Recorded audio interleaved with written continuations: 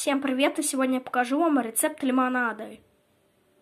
Сахар по вкусу.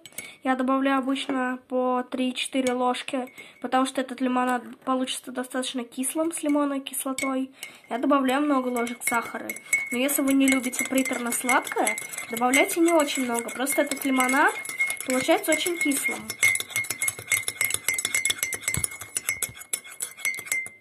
Чуть-чуть лимонной кислоты. За кадром я добавила еще чуть-чуть лимонной кислоты. Просто этого количества не хватило. Поэтому я добавила еще 2 щепотки. Итак, еще добавляем чуть-чуть соды.